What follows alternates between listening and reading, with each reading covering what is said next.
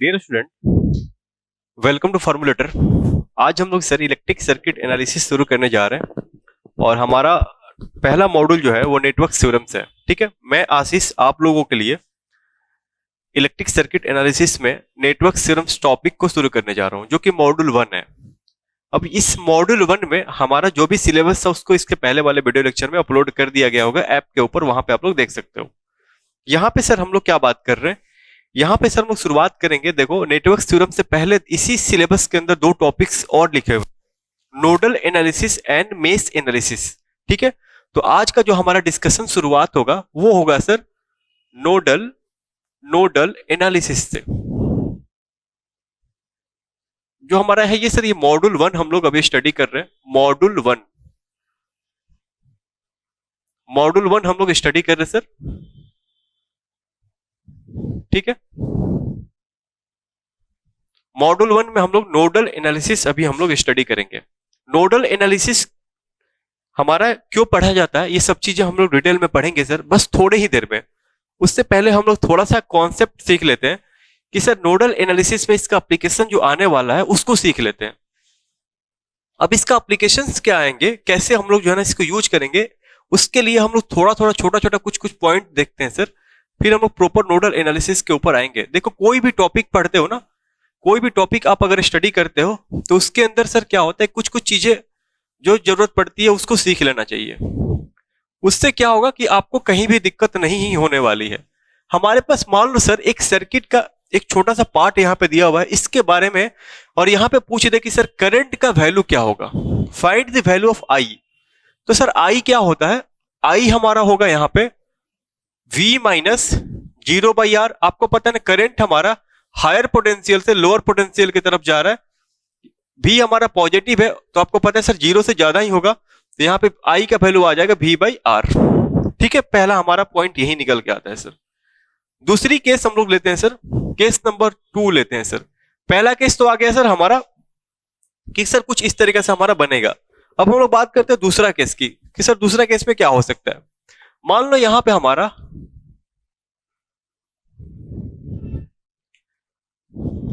ये V दिया हुआ है सर, ये 0 दिया हुआ है, ये I दिया हुआ है। यहां से I का वैल्यू पूछ ले तो आप क्या बताओगे, यहां से अगर I का वैल्यू पूछ लो तो आप क्या बताओगे। तो सर I यहां से हो जाएगा 0 माइनस V/R, यानी कि माइनस V/R। ठीक है, एक बात बताओ सर, यहां हम लोग हायर पोटेंशियल से लोअर पोटेंशियल जा रहे थे, यहां हम लोग लोअर पोटेंशियल से हायर पोटेंशियल जा रहे हैं, तो देखो करंट का वैल्यू हमारा निगेटिव आ गया। एक और चीज यहां पे बोल सकते हो सर, एक और कंक्लूजन यहां पे निकाल सकते हो। देखो, थोड़ा देर मैं आपको बता रहा हूं, थोड़ा सा और मैं इसके बारे में यहां पे बता दे रहा हूं। अगर मान लो आप यहां से अगर आप करंट का डायरेक्शन ले लिए उल्टा, पहले वाले केस से अपोजिट डायरेक्शन ले लिए, तब क्या आएगा सर वैल्यू, तब क्या आएगा सर, आपको पता है ना आई हमारा क्या होगा 0 माइनस V/R, यानी कि माइनस V/R। अब दोनों ही में करंट का डायरेक्शन उल्टा आया कि नहीं आया। पहला हमारा V से 0 जा रहा था, दूसरा हमारा 0 से V जा रहा है, एक दूसरे का अपोजिट डायरेक्शन में जा रहा है, तो करंट का वैल्यू क्या है, नेगेटिव आया। मैग्नीट्यूड सेम है, डायरेक्शन उल्टा रहने पे क्या आ रहा है सर, माइनस आ जा रहा है। तो हम लोग ये चीज कंक्लूड करते हैं कि सर अगर हम लोग करंट का डायरेक्शन ए से बी लिए हुए हैं आई, अगर हमको बी से ए दिखाना होगा तो क्या दिखा देंगे, माइनस आई। ठीक है, ये पॉइंट आपको यहां से कंक्लूड करना होगा सर। ठीक है, चलो नेक्स्ट टाइप देखो सर, इसमें क्या फॉर्म होगा।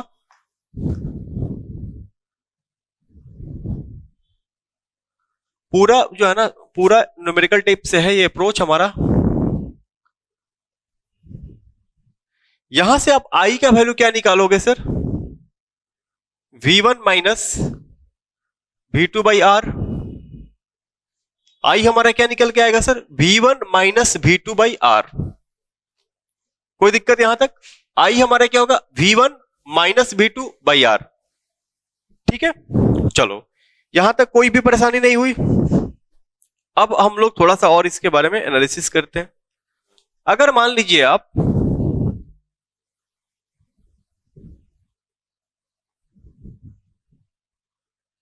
V1 R1 R2 V2 5 volt दिया हुआ है। आई का वैल्यू पूछे तो क्या लिख सकते हो, बोलो। आई का वैल्यू पूछे तो क्या लिख सकते हो? इसको आप बताओगे, इसको आप बताओगे। सर इसको लिख सकते हैं, यहां पे हमारा होगा आई, कहां से चलना शुरू किया सर? V1 से। मेरे को यहां पे देखो, यहां पे भी हमारा क्या होगा सर? एक्स्ट्रा एक सोर्स आ गया, इसका वैल्यू प्लस लोगे या माइनस लोगे? तो सर ये ऑलरेडी हमको प्लस टर्मिनल मिल रहा है, तो हम लोग माइनस करते हैं ना, तो -5 हो जाएगा, -V2 by R1 plus R2। बस लिखना सीखना है सर, कैसे लिखते हैं। बाकी केबीएल में राइज, ड्रॉप, प्लस माइनस सब कुछ सीखे हुए हैं, कोई इसमें लोड नहीं है कि कोई भी परेशानी है इसमें। बोलो क्या करते हैं सर? हम लोग लेते हैं V1 से चलते हैं, सब्ट्रैक्ट करते हैं, जितना भी सोर्स मिलता है। तो पहले हमको 5 वोल्ट ही मिला, प्लस टर्मिनल मिला, तो V1 -5, फिर V2 भी प्लस है तो -V2 बाई टोटल रेजिस्टेंस, क्योंकि R1 R2 सीरीज में करंट दोनों में से हमारा सेम ही जा रहा है। R1 और R2 में करंट हमारा क्या जा रहा है सर? सेम जा रहा है। बोलो इसको लिख सकते हैं इस तरीका से। अब चलो, अब एक और टाइप लेते हैं सर, एक और टाइप लेते हैं। मान लो यहां पे अगर आपको, मान लो यहां पे अगर आपको कुछ इस तरीका से लिखा हुआ रहेगा, तब आप कैसे इसको सॉल्व करोगे? बस लिखना सीख जाना है, इसलिए कि इंपॉर्टेंट है। नोडल में जो है ना बहुत ही काम आएगा आपके साथ, नोडल में बहुत ज्यादा आपको ये फायदा करेगा। ये आई हुआ सर, आई का वैल्यू क्या लिख सकते हो, बोलो। आई का वैल्यू क्या लिख सकते हो? V1 -5 वोल्ट पहले मिला, यानी कि माइनस अब माइनस +5 हो जाएगा। माइनस टर्मिनल पहले मिल रहा है ना यहां पे, -V2 divided by R1 plus R2। बोलो भाई R1 प्लस R2, आई का वैल्यू हमारा निकल करके आ गया। यहां तक में प्रॉब्लम तो नहीं होगा किसी को भी? बताइए एक बार। चलो अब आते हैं नेक्स्ट टाइप के ऊपर, नेक्स्ट टाइप के ऊपर आते हैं। अगर मान लो आपके पास जो है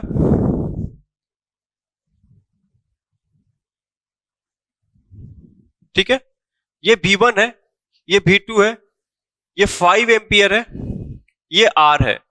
यहां से पूछ दे सर आई का वैल्यू क्या होगा, तो क्या लिखोगे सर? आई का वैल्यू क्या होगा, बोलो। आई का वैल्यू क्या होगा?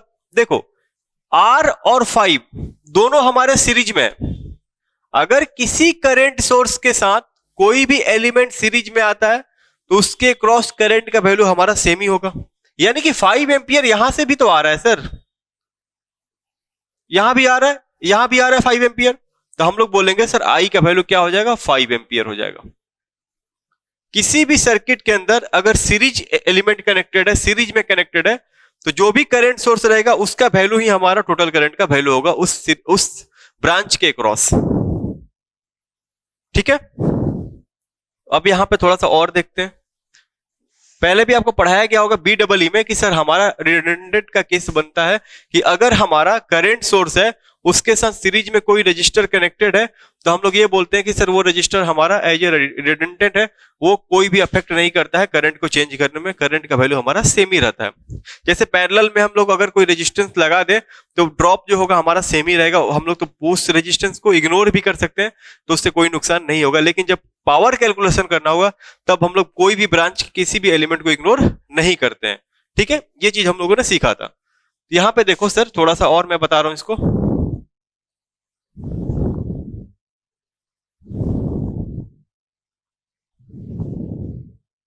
V1 V2 5 ampere, R2 R1 5 volt, आई पूछा गया है सर। What is I? बताओ आई हमारा 5 एम्पियर होगा कि नहीं होगा सर? यहीं पे जो आई आएगा सब तो सेम ही जाएगा ना, बोलो। यहां पे भी तो 5 ही एम्पियर होगा, यहां पे भी 5 ही एम्पियर होगा, यहां पे भी 5 ही एम्पियर होगा। वजह ये है कि सर ये केसीएल को जो है ना वायलेट कर देगा अगर हमारा सेम करंट नहीं लोगे। तो इसीलिए बोला जाता है कि सर दो एलिमेंट, जब दो हमारा करंट सोर्स सीरीज में कनेक्टेड रहता है तो दोनों करंट सोर्स का वैल्यू हमको सेम रखना होता है। अगर एक का I1 रखोगे दूसरा का I2 रखोगे तो हमारा वहां पे केसीएल वायलेट हो जाएगा सर। एक का 5 रखोगे एक का 4 रखोगे तो केसीएल हमारा वहां पे इनवैलिड हो जाएगा। तो केसीएल को ध्यान में रख के हम लोग क्या बोलते हैं कि सर हमारा अगर एक करंट सोर्स आ गया सीरीज में, तब हमारा पूरा सीरीज का क्या होगा सर, करंट हमारा सेम ही होगा। अगर दो करंट सोर्स लगा हो, यहाँ पे 5 एम्पियर, यहाँ पे भी अगर आप 4 एम्पियर लगा दिए तो इनवैलिड हो जाएगा, केसीएल को वायलेट कर देगा कि सर 4 एम्पियर आ रहा है, यहाँ 5 कैसे हो गया। ठीक है, ये बात आपको ध्यान रखना है। तो केसीएल के स्टेटमेंट को ध्यान में रख के इसको हम लोग जो है ना पढ़ते हैं सर। तो हमारा एक बेसिक सर एक एनालिसिस हो गया कि हम लोग जो है ना कैसे इसको लिखते हैं। किसी भी ब्रांच के क्रॉस करंट पूछ दे तो हम लोग अगर पोटेंशियल दिया हुआ रहेगा तो कैसे लिखेंगे, एकदम बेसिक हम लोग ये सीखे। अब आते हैं प्रॉपर अपना नोडल एनालिसिस के टॉपिक के ऊपर कि सर इसमें हम लोग को क्या स्टडी करना है। डियर स्टूडेंट, तो अभी हम लोग नोडल एनालिसिस अभी जो है ना शुरू करने जा रहे हैं। इससे पहले हम लोग बस थोड़ा सा पॉइंट सीखे थे कि कैसे हम लोग उसका एप्लीकेशन अगर आएगा तो उसको सॉल्व करेंगे। ठीक है, जरूरी था उसको सीखना, बिना उसके सीखे हुए थोड़ा सा प्रॉब्लम हो सकता था, तो उसको ध्यान में रख के हम लोगों ने यहाँ पे कवर करा। अब सर नोडल एनालिसिस जो होता है ना, ये हम लोग इसका एप्लीकेशन क्या होता है वो हम लोग देखते हैं सर। तो सबसे पहला पॉइंट लिखोगे कि it is based on KCL plus Ohm's law. Nodal analysis जो बेस्ड होता है वो केसीएल और ओम्स लॉ के ऊपर हमारा क्या होता है सर, बेस्ड होता है। नोडल एनालिसिस हमारा जो बेस्ड होता है वो केसीएल प्लस ओम्स लॉ के ऊपर हमारा बेस्ड होता है। क्लियर है। दूसरी चीज जो है, ये हमारा अप्लीकेबल होता है सर प्लेनर और नॉन प्लेनर दोनों नेटवर्क्स के ऊपर। अब प्लेनर क्या होता है, नॉन प्लेनर क्या होता है, देखो सिंपल आसान भाषा में ये समझना कि सर प्लेनर उस नेटवर्क्स को बोलते हैं जिसको हम लोग 2D फिगर में हम लोग ड्राइव कर सके, तो मतलब उसको हम लोग बना सके। नॉन प्लेनर उसको बोला जाता है जिसको हम लोग 2D में नहीं बना पाते हैं। ठीक है, ये आपको जो है ना एग्जांपल से करा दिया जाएगा, इंपॉर्टेंट नहीं है, लेकिन फिलहाल के लिए इतना ही समझना है। ठीक है, आपके सेमेस्टर एग्जाम में इससे सवाल नहीं पूछे जाएंगे। ठीक है, तो इसलिए परेशान होने के लिए कोई बात नहीं है। ठीक है, अब देखो हम लोग जो है ना प्रोसीजर सीखेंगे कि सर हमारा नोडल एनालिसिस का हमारा सर क्या है प्रोसीजर, हम लोग कैसे उसको सॉल्व करते हैं। क्लियर यहाँ पे। तो नेक्स्ट हम लोग लिखेंगे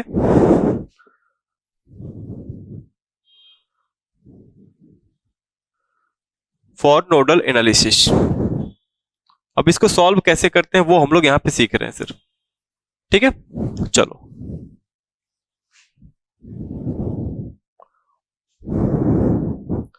सबसे पहले हम लोग क्या करते हैं सर, नोडल एनालिसिस को जब हम लोग सॉल्व करते हैं किसी भी सर्किट को, तो सबसे पहले हम लोग क्या करते हैं, identify total number of nodes. सबसे पहला काम क्या होता है sir, identify total number of nodes. अभी जो total number of nodes identify किए जाएंगे ना सर, नोड्स भी हमारा दो टाइप से होता है। नोड्स का मतलब होगा कि सर कोई एक ऐसा पॉइंट जहां पे ब्रांच हमारे कनेक्टेड होते हैं सर। ठीक है, ब्रांच हमारे कनेक्टेड होते हैं दो या दो से ज्यादा। तो सर नोड्स भी हमारे दो टाइप में बढ़ जाते हैं। एक हमारा होता है सर सिंपल नोड, एक हमारा होता है प्रिंसिपल नोड। सिंपल नोड में क्या होता है कि सर किसी एक पॉइंट के ऊपर दो ही ब्रांच कनेक्टेड होते हैं, उसको बोला जाता है सिंपल नोड। ठीक है, किसी एक पॉइंट पे मोर देन 2 ब्रांच कनेक्टेड रहते हैं जिसको हम लोग बोलते हैं प्रिंसिपल नोड, या फिर जंक्शंस भी बोला जाता है जिसको। ठीक है, जिसको जंक्शंस भी बोला जाता है, जंक्शंस नोड को भी बोला जाता है। लेकिन अगर थोड़ा सा और इसको सेपरेट करोगे तो ये बोल सकते हो कि सर जो प्रिंसिपल नोड होते हैं ना, उस पे हमारा sir more than 2 branch connected रहते हैं किसी एक पॉइंट के ऊपर, जिसको हम लोग क्या बोल सकते हैं, प्रिंसिपल नोड बोल सकते हैं। ठीक है, तो identify total number of nodes. जो नोड्स आप आइडेंटिफाई करोगे वो कौन सा नोड होगा सर, प्रिंसिपल नोड होगा sir.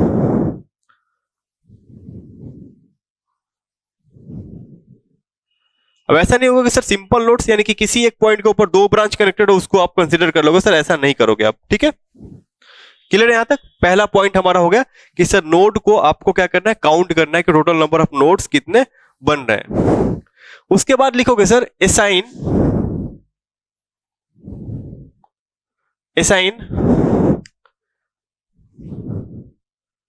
The voltage for each node.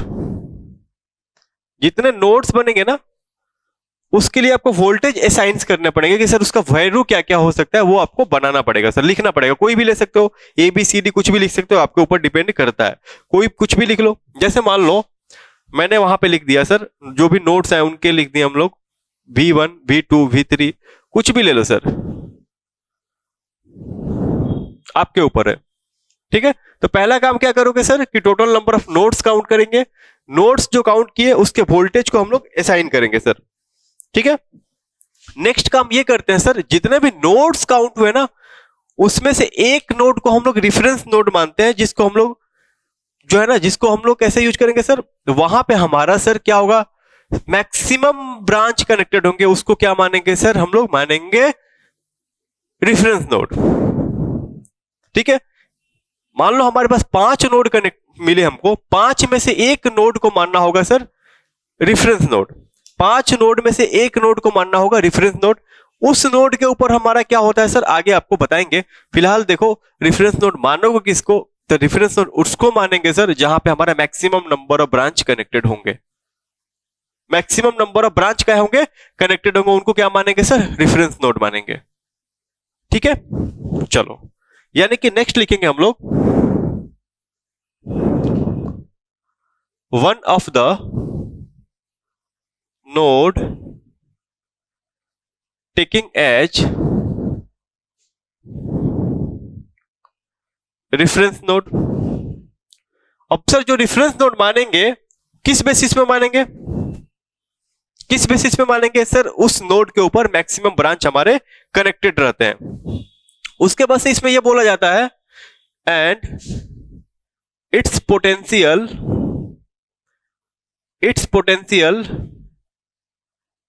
Taking as, कितना सर पोटेंशियल मानते हैं रेफरेंस नोड का, 0 सर लेके चलते हैं, 0 लेकर के चलते हैं। ठीक है, या फिर ग्राउंड पोटेंशियल लेकर के चलते हैं, टेकन एज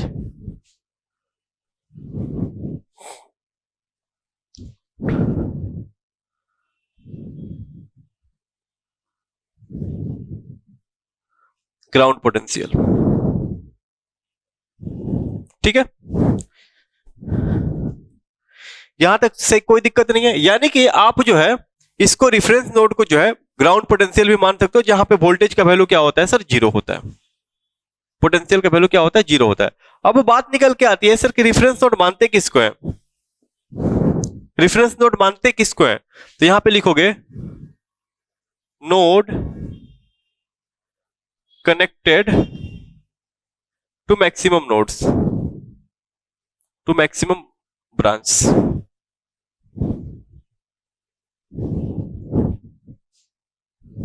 ठीक है, यानी कि जिस भी नोड के ऊपर हमारा मैक्सिमम ब्रांचेस कनेक्टेड होंगे तो हम लोग बोल सकते हैं कि सर वो हमारा क्या हो गया सर, वो हमारा क्या हो गया सर, रेफरेंस नोड हो गया। ठीक है, अब देखो सर क्या करते हैं, नेक्स्ट में जो करते हैं सर काम, हम लोग जो है जितने नॉन रेफरेंस नोड होते हैं ना उसके ऊपर लिखते हैं केसीएल, जितने हमारे नॉन रेफरेंस नोड होते हैं उसके ऊपर क्या लिखते हैं, केसीएल सर। तो यहां पे लिखोगे नेक्स्ट पॉइंट में, develop KCL equations for each non reference node.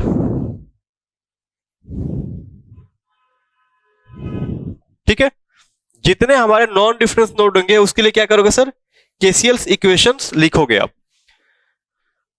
अब एक बात बताओ, अगर मान लो सिंपली आपके पास 4 नोड्स हैं, एक नोड हमारा रेफरेंस नोड हो गया, 3 नोड हमारा नॉन रेफरेंस नोड हो गया, नॉन रेफरेंस नोड के ऊपर केसीएल लिखोगे, 3 वेरिएबल मिलेगा, 3 इक्वेशन मिलेंगे। ठीक है, 3 वेरिएबल है तो 3 इक्वेशन भी तो मिल रहे हैं, यानी कि हमारा वहां पे सॉल्व हो जाएगा, तो तीनों वेरिएबल का वैल्यू निकल करके आ जाएगा। लेकिन एक बात बताओ, हम लोग ये बोल सकते हैं कि सर नंबर ऑफ इक्वेशंस जो मिल रहे हैं हमारा जितना नोड है उससे कम मिल रहे हैं, क्योंकि जो हमारा डिफरेंस नोड है उसके ऊपर तो केसीएल हम लोग नहीं लिखेंगे ना सर, हम लोग केसीएल कहां पे लिखेंगे, नॉन डिफरेंस नोड के ऊपर हम लोग क्या लिखेंगे सर, केसीएल लिखेंगे। ये चीज समझ में आया या नहीं आया, बोलिए। नॉन डिफरेंस नोड के ऊपर हम लोग क्या लिखेंगे सर, केसीएल लिखेंगे। क्लियर है यहां तक? उसके बाद से लिखो, बाय सॉल्विंग केसीएल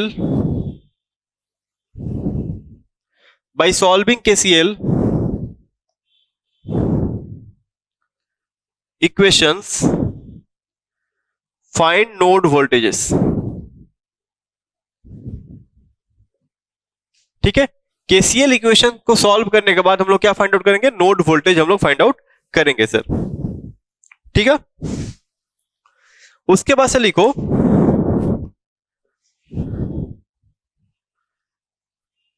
इसमें लिख लो एक point, it can be applicable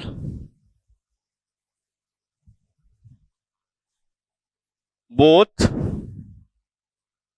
planar and non planar networks, दोनों के ऊपर ये अप्लीकेबल होता है सर। ठीक है, यहां तक सही है। यहां पे एक और मतलब पॉइंट निकल के आती है, टोटल नंबर ऑफ इक्वेशंस कितने बनेंगे सर। तो लॉजिकली ये बोलोगे सर कि n-1, जितना नोड होगा उससे एक कम। ठीक है, n-1।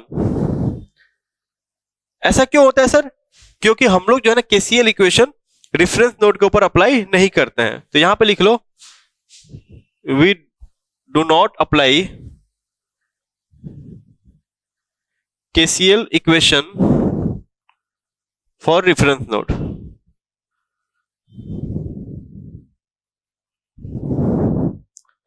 इसको लिख सकते हो, कोई दिक्कत नहीं है, या एट रेफरेंस नोड कुछ भी कर लो, इसको लिख सकते हो आप। ठीक है, यानी कि हमारा नोडल का सिंपल ये प्रोसीजर हो गया कि नोडल हम लोग फाइंड आउट कैसे करेंगे, नोडल इक्वेशन को सॉल्व कैसे करेंगे सर। ठीक है, चलो अब एक क्वेश्चन लेते हैं सर, एक क्वेश्चन लेते हैं।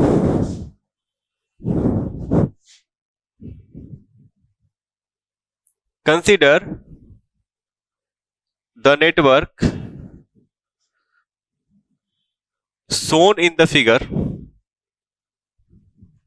ठीक है, consider the network shown in the figure। यहां पे हमारा सवाल कैसा है सर, वो मैं लिख दे रहा हूं।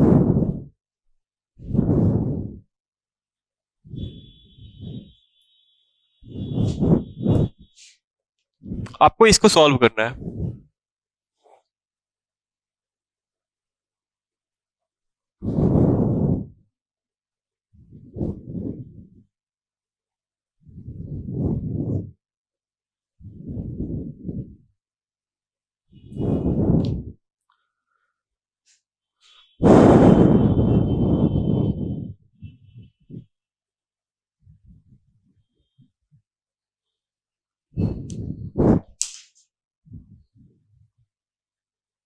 ठीक है, 9 वोल्ट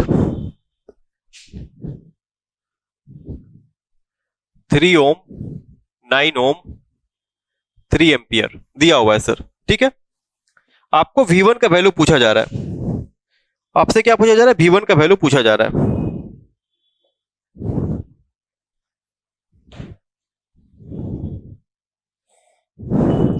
V1 जो है इस नोड का वोल्टेज है।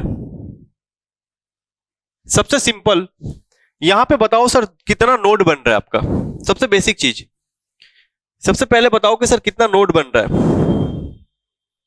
सबसे पहले बताओ आप लोग कितना नोड बन रहा है यहां पे, बोलो। तो यहां पे सर 2 नोड बन रहा है सर, एक नोड यहां बन रहा है, एक नोड यहां बन रहा है। देखो यहां पे हमारा 2 ब्रांच कनेक्टेड है। ठीक है, यहां पे बोल सकते हो 2 कनेक्टेड है, ये तो दोनों सेमी नोड हो गया ना, ये दोनों सेमी नोड हो गया। यहां पे भी हमारा इस नोड के ऊपर भी बोल सकते हो कि ये नोड हमारा सेमी है क्योंकि कोई ब्रांच नहीं है। या इस नोड के ऊपर हमारा 1 2 3, इस नोड के ऊपर हमारा 1 2 3, तो हमारे पास 2 ही नोड बन रहे हैं जो कि हमारा प्रिंसिपल नोड है। अब 2 नोड बन रहे हैं तो मेरे को यहाँ पे केसीएल इक्वेशंस कितना लिखना होगा सर, 1।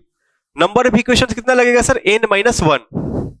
नंबर ऑफ इक्वेशंस क्या लगेंगे सर, n-1, यानी कि नोड -1।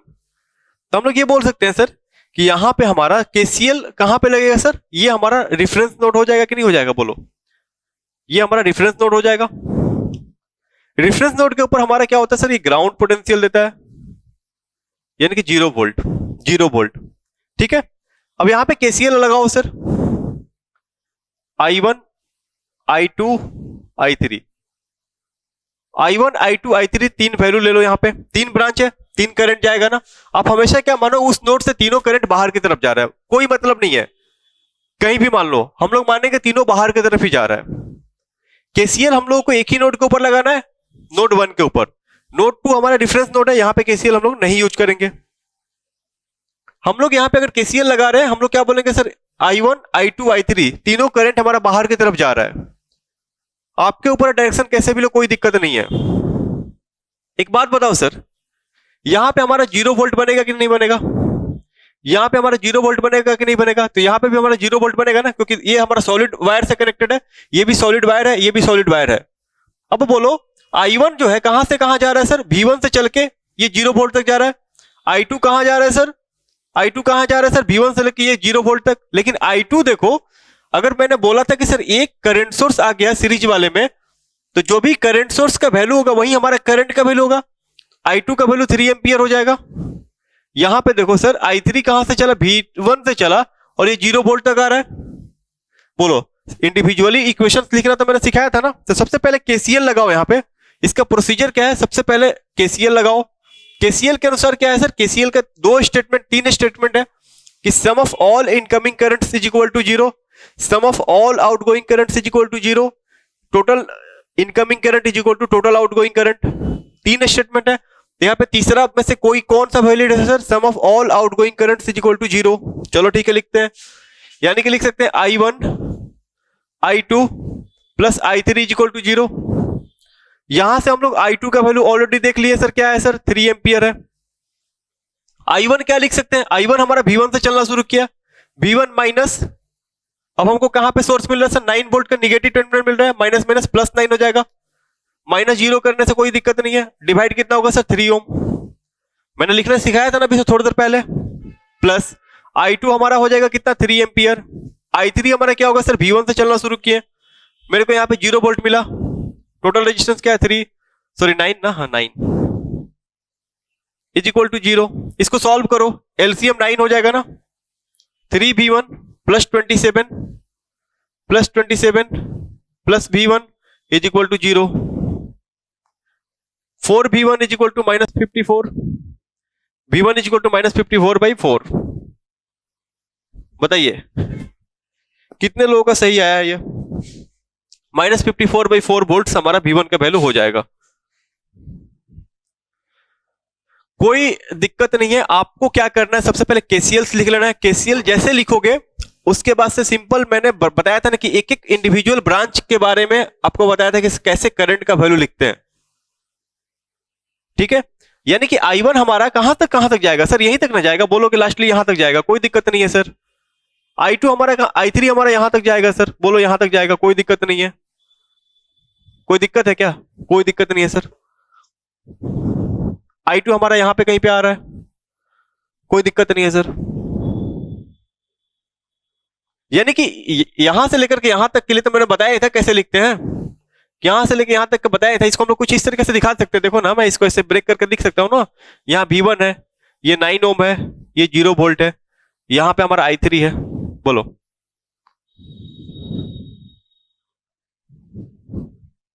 ये 0 वोल्ट है, ये 9 वोल्ट है, ये 3 ओम है, ये V1 है, ये I1 है। अब लिख सकते हो ना I1 I3 का एक्सप्रेशन। बताओ मैंने पहले वो क्यों बताया था, इसके पीछे वजह था, बोलिए। तो ये हमारा नोडल का एक सिंपल सवाल और एक सिंपल हमारा कॉन्सेप्ट था जिसको हम लोगों ने सीखा। अभी एक और क्वेश्चन करेंगे, उसके बाद हम लोग आगे मूव करेंगे, ठीक है डियर स्टूडेंट। एक और हम लोग क्वेश्चन देखते हैं, नोडल एनालिसिस के ऊपर बेस्ड है, ठीक है। यहां पे बोला है कि using nodal analysis find current supplied by 60 volt source, ठीक है। क्या बोला है कि सर 60 वोल्ट सोर्स जो है कितना करंट सप्लाई कर रहा है, क्लियर है।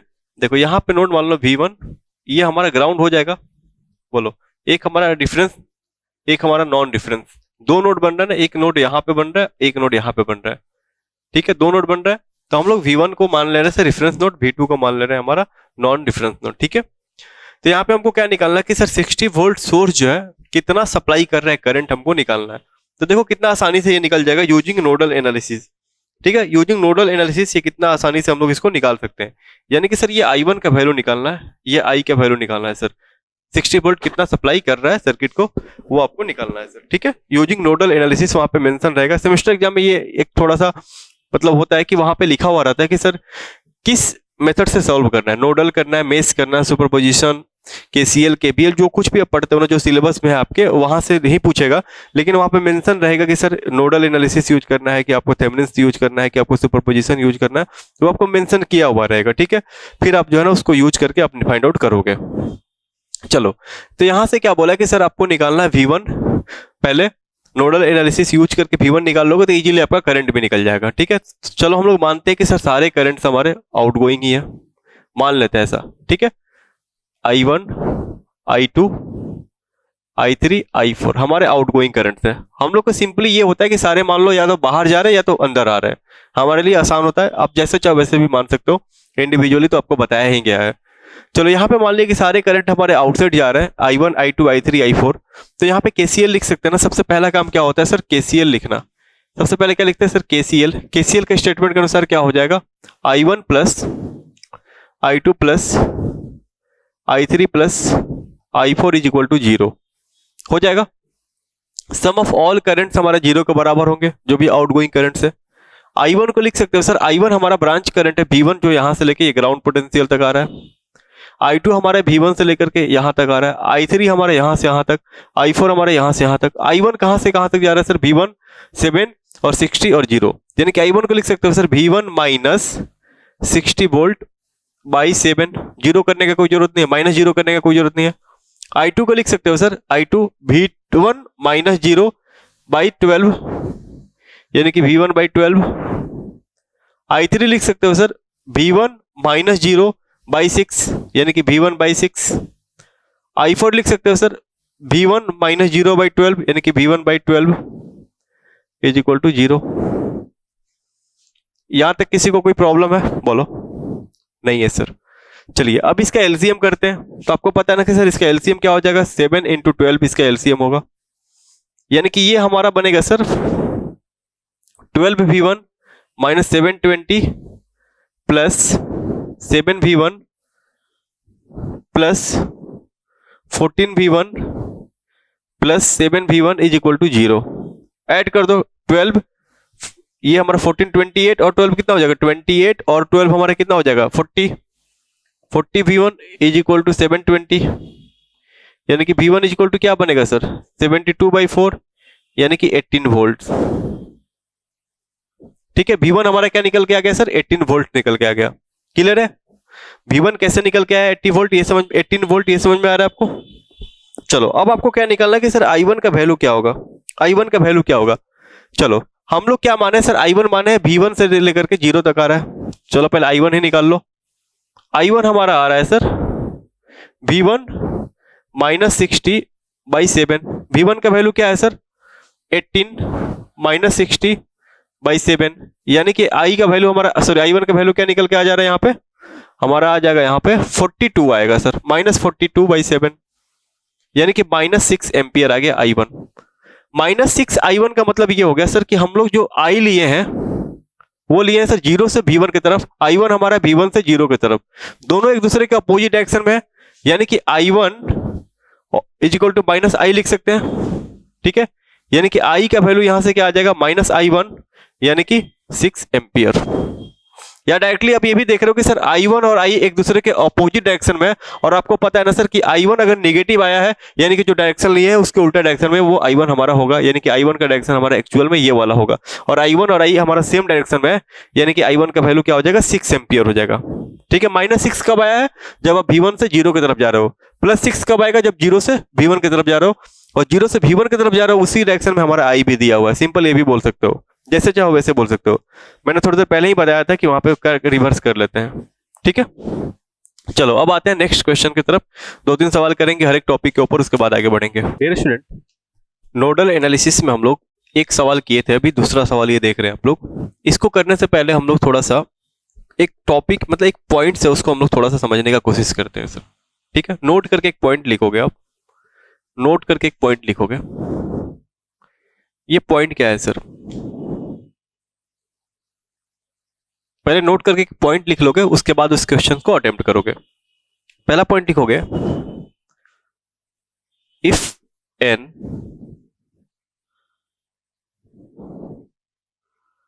Ideal voltage source, if an if an ideal voltage source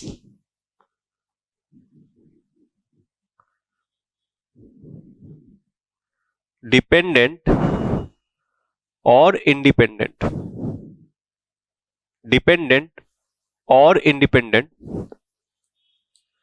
if an ideal voltage source dependent or independent located between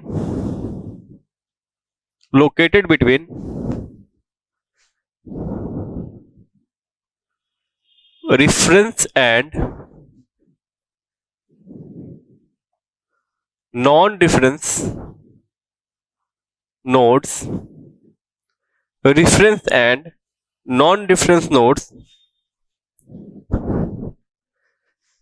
then that voltage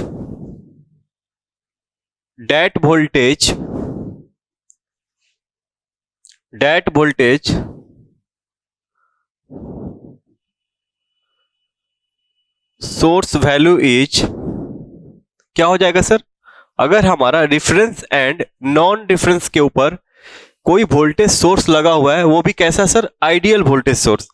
अब आइडियल और प्रैक्टिकल के बारे में आपको पता है सर। आइडियल वोल्टेज सोर्स के अंदर हमारा इंटरनल रेजिस्टेंस होता है 0, ठीक है। आइडियल वोल्टेज सोर्स के अंदर हमारा इंटरनल रेजिस्टेंस जो होता है वो है 0, ठीक है। यानी कि हम लोग ये बोल रहे हैं कि sir ideal voltage source dependent हो या इंडिपेंडेंट हो, अगर वो हमारा डिफरेंस और नॉन डिफरेंस के बीच में लोकेटेड है, तो सर वोल्टेज सोर्स का जो वैल्यू होगा वो क्या होगा सर? कोरस्पॉन्डिंग नोड का वोल्टेज हो जाएगा। Voltage source value is corresponding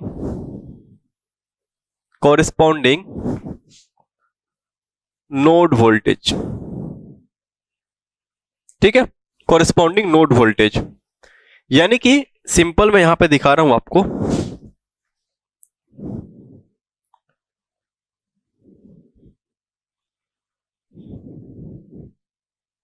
eight volt हमारा कनेक्टेड है, ये सर हमारा डिफरेंस नोड है, सॉरी नॉन डिफरेंस ले लो इसको। ये सर हमारा नॉन डिफरेंस नोड है और ये हमारा डिफरेंस नोड है। इस नोड के ऊपर वोल्टेज हमारा V1 दिया हुआ है, तो V1 का वैल्यू डायरेक्टली हम लोग 8 वोल्ट लिख सकते हैं। जो यहां पे प्रेजेंट रहेगा सर उसको हम लोग लिख सकते हैं यहां पे, ठीक है। ये किसके लिए अप्लीकेबल है सर? ये अप्लीकेबल है हमारा आइडियल वोल्टेज सोर्स के लिए, आइडियल वोल्टेज सोर्स के लिए, ठीक है। अब आते हैं नेक्स्ट। अगर मान लो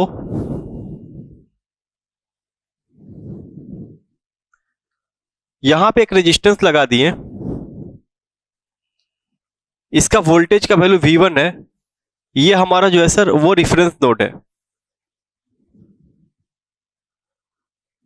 ठीक है। और ये जो हमारा सर है, सॉरी ये नॉन डिफरेंस लिखो ना ऊपर में, नॉन डिफरेंस नोड है। ये जो हमारा है सर वो रिफरेंस नोड है। तो हम लोग क्या बोल सकते हैं सर? यहां पे मान लो 8 वोल्ट है, ये हमारा यहां पे वैल्यू नहीं होगा सर, नहीं होगा। वजह ये है कि सर ड्रॉप भी तो हमारा इस रजिस्टर के क्रॉस आएगा, क्योंकि ये हमारा आइडियल वोल्टेज सोर्स नहीं है, इसके साथ सीरीज में एक रेजिस्टेंस लगा हुआ है, ये हमारा आइडियल वोल्टेज सोर्स नहीं बन रहा है सर। और आपको पता है ना कि सर रिफरेंस क्या पोटेंशियल होता है? 0 वोल्ट, ये है 0 वोल्ट। यहां पे भी सर कुछ ना कुछ ड्रॉप आएगा ना सर, यानी कि V1 का वैल्यू तो कम हो जाएगा, 8 से कुछ ड्रॉप यहां चला जाएगा, तो V1 8 वोल्ट तो होने वाला नहीं है। बोलो नहीं होगा ना? नहीं होगा सर, ठीक है। ये हमारा बात हुआ किसके लिए सर? इंडिपेंडेंट वोल्टेज सोर्स है, ये हमारा इंडिपेंडेंट वोल्टेज सोर्स है। सब कुछ आपको बोलोगे तो पढ़ा दिया जाएगा, कोई इशू नहीं है। अब बात करते हैं सर डिपेंडेंट वोल्टेज सोर्स की। अब बात करते हैं डिपेंडेंट वोल्टेज सोर्स की।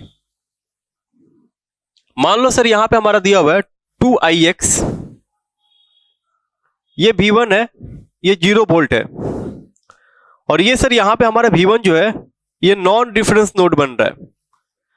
2ix का वैल्यू जो होगा वो V1 के बराबर हो जाएगा, ठीक है। यहां तक कोई दिक्कत है? नहीं है सर। यानी कि हमारा डिपेंडेंट, ये हमारा सर इंडिपेंडेंट, सॉरी ये डिपेंडेंट वोल्टेज सोर्स है।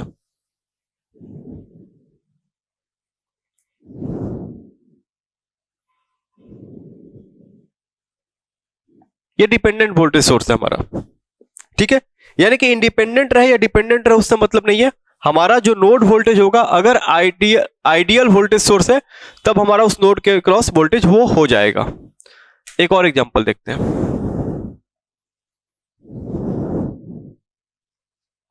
सर यहां पे V1 का वैल्यू क्या है सर, आइडियल वोल्टेज सोर्स है, V1 का वैल्यू हमारा हो जाएगा -8 वोल्ट, क्योंकि निगेटिव टर्मिनल हमारा V1 के साथ अटैच है, बोलो -8 वोल्ट हो जाएगा। इतना सारा चीज आपको ध्यान देना है इस क्वेश्चन से पहले। सिंपल बात ये सोचना है कि सर अगर आइडियल वोल्टेज सोर्स रहा, अगर डिफरेंस नॉन डिफरेंस के बीच में हमारा कोई एक आइडियल वोल्टेज सोर्स कनेक्टेड है तो हम लोग डायरेक्टली बोलेंगे सर नोड वोल्टेज क्या हो जाएगा सर, जो वोल्टेज सोर्स है उसका वैल्यू हो जाएगा। क्लियर हुआ यहां तक? चलो अब हम लोग इस क्वेश्चन को सॉल्व करते हैं सर, ठीक है डियर स्टूडेंट। अब हम लोग जो है ना इस सवाल को सॉल्व करते हैं। अब आपके लिए सहूलियत थोड़ा हो जाएगा इसको सॉल्व करना, ठीक है। क्वेश्चन में क्या दिया हुआ है, determine the potential difference between P and Q, यानी कि आपको पोटेंशियल डिफरेंस बताना है P एंड Q के बीच में। P एंड Q के बीच में आपको क्या बताना है, पोटेंशियल डिफरेंस बताना है, ठीक है। इसको कैसे सॉल्व करेंगे, P एंड Q के बीच में आपको पोटेंशियल डिफरेंस बताना है। सिंपल मेरा लॉजिक क्या होता है कि अगर नोडल एनालिसिस का यूज करना है सर, पोटेंशियल P और Q निकालना है, दोनों का डिफरेंस नोडल सॉल्व करना है, तो सिंपल बातें दिमाग में चलना शुरू हो जाना चाहिए कि सबसे पहला काम क्या करना होता है। सबसे पहला काम करना होता है कि नोड वोल्टेज असाइन करो, number of nodes find out करो। तो सर यहां पे हमारा नंबर ऑफ नोड्स कितना बन रहा है, बोलो। यहां पे सर हमारा 4 नोड बन रहा है, 4 नोड बन रहा है मेरे पास सर, ठीक है। चलो ठीक है सर, प्रिंसिपल नोड मानना होगा तो हमारा सर ये सॉरी रेफरेंस नोड मानना होगा, तो ये नोड हमारा हो जाएगा रेफरेंस नोड सर, 0 वोल्ट के साथ। यहां पे भी एक नोड होगा सर ना, इस नोड का वोल्टेज 10 वोल्ट हो जाएगा sir, non difference reference sorry reference non difference 10 volt हो जाएगा। अभी मैंने थोड़ी देर पहले पढ़ाया था, बोलो। यहां हमारा रेफरेंस नोड है, ये हमारा नॉन डिफरेंस नोड है, एक आइडियल वोल्टेज सोर्स लगा हुआ है, तो नोड का वोल्टेज क्या हो जाएगा, जो वोल्टेज सोर्स का वैल्यू होगा वही ना हो जाएगा। तो 10 वोल्ट होगा कि नहीं होगा सर, बिल्कुल हो जाएगा। यहां पे जो P है इसके क्रॉस वोल्टेज VP मान लो, यहां पे जो Q है इसके क्रॉस वोल्टेज VQ मान लो, ठीक है। VP और VQ मान लो, आपके लिए थोड़ा सा सुविधा हो जाएगा। चलो 4 नोड हमको दिख रहा है सर, 3 नोड के ऊपर हम लोग KCL लिख सकते हैं। हमको VP और VQ से ही मतलब है, 2 इक्वेशन भी लिखेंगे तो हमारा फाइंड आउट हो जाएगा, 2 इक्वेशन से भी सॉल्व हो पाएगा, क्योंकि यहां पे तो हमको नोड वोल्टेज मिल ही गया सर 10 वोल्ट। बोलो, आप लगाने के लिए यहां पे भी लगा सकते हो, लेकिन उससे कोई यूटिलाइजेशन नहीं होगा, ठीक है। चलो अब क्या करते हैं सर, लगाते हैं KCL। हम लोग मान लेते हैं कि सारे करंट हमारे आउटगोइंग है, ये भी बाहर तो जा ही रहा ना 2 एम्पियर, ये भी बाहर की तरफ जा रहा है, ये भी बाहर की तरफ जा रहा है। यहां पे इसको अंदर मान लो, बाकी सारे बाहर मान लो, कोई इशू नहीं है, कोई इशू नहीं है। चलो अब हम लोग शुरुआत करते हैं सर, एट नोड P। देखो प्रोसीजर वैसे ही होना चाहिए लिखने का, नोड P के ऊपर KCL लगाओगे तो सारे करंट बाहर जा रहे हैं सर, इसको मान लो I1 I2 I3, I1 plus I2 plus I3 हमारा 0 के बराबर हो रहा है सर, KCL के स्टेटमेंट के अनुसार। I1 का वैल्यू क्या होगा सर, I1 हमारा इस ब्रांच का करंट है, कहां से चला सर, VP से चल करके 0 वोल्ट तक आया, यानी कि I1 को लिख सकते हो VP -0/8, ठीक है, प्लस I2 को क्या लिख सकते हो सर, I2 हमारा VP से चलकर 10 वोल्ट तक आया, तो VP -10/2 प्लस I3 और I3 हमारा 2 एम्पियर के बराबर होगा कि नहीं होगा, बोलो सर, +2 = 0। अब देखो हमारा जो इक्वेशन बन रहा है, यहां से VP हमको निकल जा रहा है, मेरा VP जो है ना फाइंड आउट हो जा रहा है मेरा। अगर VP निकल गया तो फिर मेरा आधा टेंशन खत्म, अब मेरे को यहां से VQ निकल जाएगा, क्योंकि आप अगर यहां पे KCL लगाओगे तो आपको दिख रहा है कि सर एक ही वेरिएबल है VQ, VP यहां से निकल के VQ यहां से निकल जाएगा, आपका काम खत्म, VP - VQ करोगे वैल्यू निकल जाएगा। इसको सॉल्व करोगे तो क्या होगा सर, VP/8 VP - 10/2 +2 = 0। एलसीएम क्या हो जाएगा सर, 8 होगा LCM. BP plus 4 BP minus 40 plus 16 is equal to 0। ठीक है, यहां से बीपी का वैल्यू क्या निकल के आएगा sir? 5 BP is equal to 5 BP is equal to ये हो जाएगा हमारा 24। बीपी हमारा क्या हो जाएगा सर? 24/5 वोल्ट्स। ठीक है, बीपी हमारा क्या हो जाएगा सर? 24/5 वोल्ट्स हमारा हो जाएगा बीपी। यहां तक बताओ किसी को कोई दिक्कत है? बोलिए। अब निकालते हैं VQ सर। VQ के लिए क्या करना होगा सर? KCL लिखना होगा eight node Q। Node Q के ऊपर KCL लिखना होगा। इनकमिंग करंट एक है सर I3, आउटगोइंग दिखा लो इसको I4 और इसको I5। KCL लिखोगे तो क्या होगा? Incoming current is equal to outgoing current. जैसे चाहो वैसे लिख सकते हो, बस KCL लिखो सही से, बाकी आपको बताया गया कैसे चलना है। बाकी आपको इंडिविजुअली ब्रांच के बारे में रिलेट करके बताया गया है। I3 का वैल्यू यहां पे 2 एम्पियर होगा। I4 ये है सर, VQ से कहां तक जा रहा है? 0 तक जा रहा है, यानी कि VQ माइनस 0/6। I5 की बात करते हो सर, VQ से 10 तक जा रहा है, VQ माइनस 10/4। बोलो यहां तक कोई दिक्कत? बोलो। एलसीएम क्या हो जाएगा सर? एलसीएम क्या होगा इसका? 12 होगा sir. 2BQ plus 3BQ minus 30, 24 is equal to 2BQ है ना? हाँ 2, चलो 2 और 3 5 हो जाएगा, माइनस 30, यानी कि 5BQ इज इक्वल टू हमारा 54। BQ जो आएगा हमारा 54/5 आएगा। ठीक है, बोलो। VP और BQ निकल गया। आपको क्या बोला है सर सवाल में? आपसे बोला है potential difference between P and Q, यानी कि VP माइनस BQ करोगे। VP का वैल्यू क्या निकल के आया है सर? 24/5। BQ का क्या निकल के आया है? 54/5। ये कर लोगे आप घर पे। ठीक है, यही आपका आंसर हो जाएगा। ये समझ में आया या नहीं आया? इसको अच्छे से समझे या नहीं समझे? देखो, क्वेश्चन करोगे तो कॉन्सेप्ट क्लियर होगा।